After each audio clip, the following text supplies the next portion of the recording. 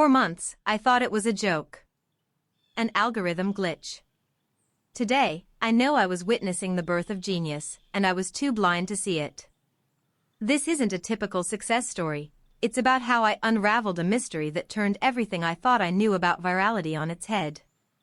Brace yourselves, because we're about to dive into the wildest analysis of my life, that of an account that exploded by doing everything, absolutely everything, in reverse. In this video, I'll tell you about my investigation, step by step. How I went from contempt to obsession, how I formulated theories, and how the truth I finally uncovered completely changed my view of content creation forever. It's a story of patience, mystery, and the power of a simple idea. Chapter 1: The Shock of Simplicity. It all started one Tuesday evening. I was scrolling through TikTok, like millions of others, my brain half-numbed by the endless stream of dances, skits, and tutorials. And then, I stumbled upon it. A video. A 30-second static shot of an old stone bridge shrouded in mist. Nothing was happening. Absolutely nothing. No trending music, no voiceover, no on-screen text. Just the sound of the wind and the distant murmur of a river. I smiled, thought just another algorithm test, and scrolled on. But the next day, TikTok showed it to me again. And the day after that too. The account name was Le Gardien du Pont. Curious, I clicked. And then, the shock. The account had nothing but that. Hundreds of videos, all identical. The same bridge, from the same angle. Sometimes it rained, sometimes the sun broke through the clouds, but that was it. The bio was laconic, he watches. And the numbers were insane. Videos with 500,000 views, 1 million, sometimes 2 million. Hundreds of thousands of likes. My creator brain glitched. It made no sense. It violated all the rules. Where was the 3-second hook? Where was the added value? Where was the emotion? It was quintessential anti-content. My initial reaction was disdain. I thought it was just a fluke, a statistical anomaly the algorithm had mistakenly pushed. I was wrong, and I had no idea just how wrong. Chapter 2: The Obsession with Numbers. I couldn't get this account out of my head. It had become a personal enigma. So I did what any obsessive would do, I fired up a spreadsheet. Yes, an Excel spreadsheet to analyze a TikTok account that filmed a bridge. I started logging everything, every single day. The number of views for each new video after 1 hour, 24 hours. The number of likes, comments, shares. I turned on notifications so I wouldn't miss a thing. My wife would look at me with wide eyes, asking why I was staring at bridge videos for hours. I'd tell her, I'm working. After 2 weeks of intensive tracking, patterns began to emerge. The growth wasn't explosive and sudden, it was slow, organic, but incredibly robust. Every video garnered at least 100,000 views, no matter what. But the most fascinating part was the comments. These weren't the usual great video or flame emojis. No. These were thousands of people who invented stories. Today, the bridge looks sad, one would write. I think I see a silhouette on the left, another would post. This is where my grandfather proposed to my grandmother, a third recounted. People weren't just consuming the content, they were co-creating it in the comment section. It was a participatory theater. But that's not all, because by observing closely, I realized the community itself was organizing, without the creator ever intervening. It was an ecosystem growing all on its own. Chapter 3: My First Theory, The Power of the Void. Armed with this data, I developed my first grand theory, the void hypothesis. I thought the genius of this account lay precisely in its lack of content. The videos were so empty, so neutral, they acted as a blank canvas. In a world of overstimulation, where every video screams for our attention, Le Gardien du Pont offered silence. A space where the viewer's imagination could rush in and express itself. The creator didn't tell a story, they simply provided the setting and let the community write the script. It was brilliant. He had transformed a static shot into a mirror for the emotions of those watching it. Some saw peace, others melancholy, still others a mystery.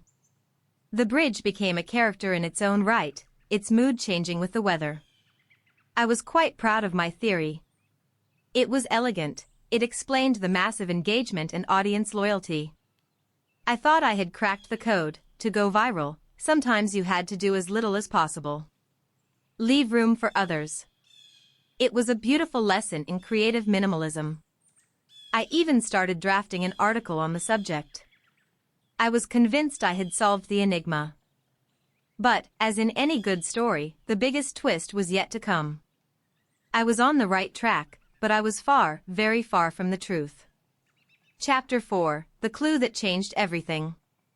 One morning, as I watched the day's video, something caught my eye. Something tiny, almost invisible. Resting on the stone parapet of the bridge, there was a small red object. A feather. It was the first time in hundreds of videos that an artificial element, not nature or weather, had appeared in the frame. My heart raced. It was a detail, but it shattered my void theory. It was no longer a blank canvas. It was a message. The creator had just made a move. I frantically scrolled through the comments. At first, no one seemed to have noticed it. And then, a comment, lost among hundreds of others: "Is that a red jay feather?" Then another: "Wait, there's something on the bridge." The machine went into overdrive. Within hours, the comment section was buzzing about nothing else. What did it mean? Was it an accident? A bird that had left it there? I spent the day zooming in, taking screenshots. The feather was placed too perfectly for it to be a coincidence. It was intentional. The creator wasn't letting the void speak, he was starting to whisper. The next day, the feather was gone. But in its place, there was a single playing card, a king of hearts. The day after that, a small rusty key. My void theory collapsed. This wasn't minimalism, it was a treasure hunt. A global treasure hunt, followed by hundreds of thousands of people. And I had only just begun to understand the rules. Chapter 5: The Community Treasure Hunt. From that day on, the account took on a whole new dimension. Every day, a new object would appear or disappear. Sometimes it was an open book, sometimes a solitary glove, sometimes a simple flower. The community went wild. Subgroups formed within the comments. There were the detectives, who tried to decipher the meaning of the objects based on symbolism, literature, or history. There were the poets, who wrote stories inspired by the object of the day. And there were the peacekeepers, who asked everyone not to overanalyze and simply enjoy the bridge's tranquility. Engagement exploded, not in view count, but in depth. Comments were no longer simple sentences, they were paragraphs, theories, passionate debates. The creator, for his part, remained completely silent. Not a single reply, not a single hint in the bio, nothing. His silence was his greatest strength. It fueled the mystery, giving the community all the power of interpretation. It was an incredible act of trust. He provided the puzzle pieces, and let millions of people assemble it in his stead. The account was no longer a simple content page, it had become a universe, a modern mythology being written in real time. I was fascinated. I understood the how, a slow, cryptic, and participatory narrative. But one question still haunted me: the why? What was the story behind all of this? Was it just a brilliant social experiment, or was there something deeper? The answer was about to stun me. Chapter 6: The Truth Hidden in an Old Blog. My investigation moved beyond TikTok. I started looking for the bridge. Based on the architecture, vegetation, and a few clues in comments from people who thought they recognized it, I was able to narrow down the geographical area to a small, somewhat forgotten rural region. After hours of searching on online maps, I found it. It was a historical bridge, but without much tourist interest. My obsession pushed me further. I typed the bridge's name into search engines, adding keywords like legend, history, mystery. For days, I only found hiking websites. And then, I stumbled upon it.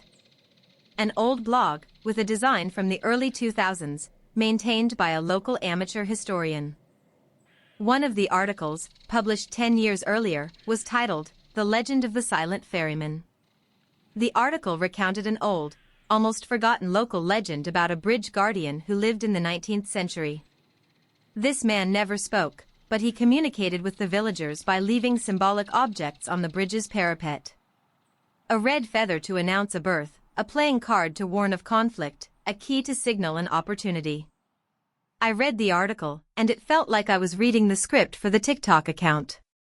The feather, the king of hearts, the key, all the objects were there, in the correct order. The shock was absolute. The creator of Le Gardien du Pont hadn't invented a thing. He wasn't conducting a social experiment. He was resurrecting a forgotten legend. He had become the silent ferryman of the 21st century, using the TikTok algorithm as a new form of folklore. He wasn't creating a story, he was transmitting it, reviving it for a global audience who had no idea of its origins. It was incredibly poetic and intelligent. Chapter 7, The Final Lesson, Creating a Universe. This discovery changed everything for me. I realized I had been analyzing the wrong things from the start. I was looking for a virality hack, an algorithm trick, an editing technique. But the secret wasn't technical. It was human. Deeply human. The true key to this account's explosive success wasn't the format, the sound, or the posting schedule. It was the creation of a coherent and profound universe. The creator didn't try to please the algorithm by following trends. He forced the algorithm to adapt to his world, to his pace. He understood that curiosity is one of the most powerful emotions. He didn't give people what they wanted to see, he gave them a puzzle to solve, a story to participate in. He transformed passive scrolling into an active quest. This story taught me that the most sustainable virality isn't about making the most noise, but about creating the most meaning. It's the kind that gives people a sense of belonging, the feeling of being part of something special, of holding a secret along with thousands of other insiders. The explosion of this account wasn't due to one video, but to the sum of all videos. Each post was a stone added to the edifice of a modern mythology. In conclusion, my obsessive analysis of this account led me far beyond a simple Excel spreadsheet. It reminded me of the essence of all good creation, storytelling. Not the frantic, fast-paced storytelling we're often sold, but patient storytelling, the kind that takes its time, plants clues, and trusts the intelligence of its audience. Le Gardien du Pont taught me that the most powerful content isn't the one that gives all the answers, but the one that asks the best questions, and invites us, all together, to answer them. It was far more than an exploding TikTok account, it was a masterclass in the art of capturing attention in the digital age. And that lesson, I will never forget. Subscribe for daily business tips. Don't forget to subscribe.